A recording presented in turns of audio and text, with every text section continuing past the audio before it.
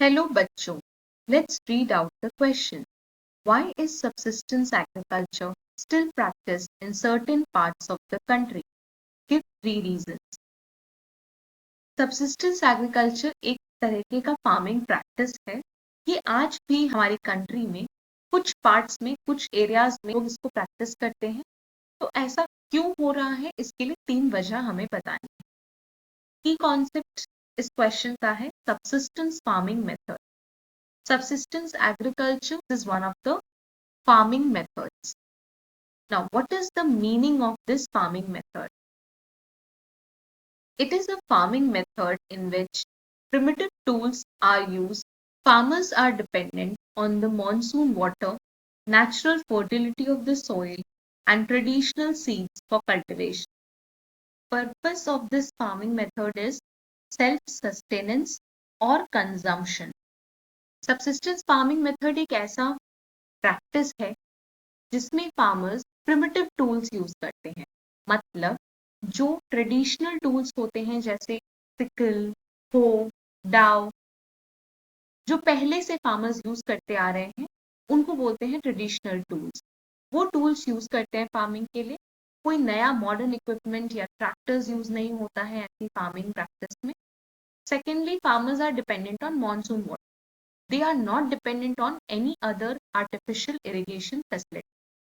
Third, they are dependent on the natural fertility of the soil.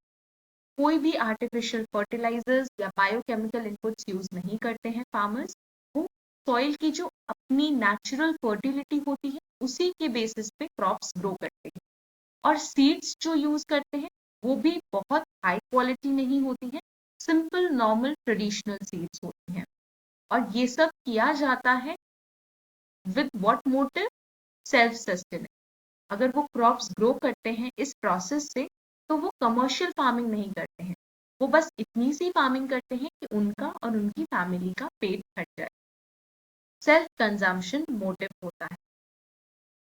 Now, subsistence agriculture is still practiced in many parts of the country even today. Below listed are the reasons. Subsistence agriculture आज भी भारत के कई कोनों में, कई हिस्सों में practice किया जा रहा है और इसकी क्या वजह है ये हम देखते हैं।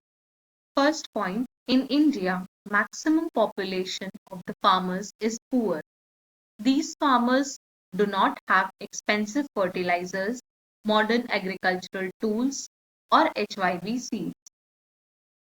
भारत में आज भी हमारी जो फार्मर्स की पॉपुलेशन है वो पुअर है, उनका बेस पुअर है, जिसकी वजह से वो modern equipments, modern fertilizers, advanced agricultural equipments ये सब अफोर्ड नहीं कर सकते। ना ही वो HYV सीड्स अफोर्ड कर सकते हैं क्योंकि उनमें इरिगेशन फैसिलिटीज ज़्यादा चाहिए होती हैं और उसके बहुत सारे खर्चे होते हैं। इसीलिए फार्मर्स आज भी traditional tools and traditional inputs पे डिपेंड।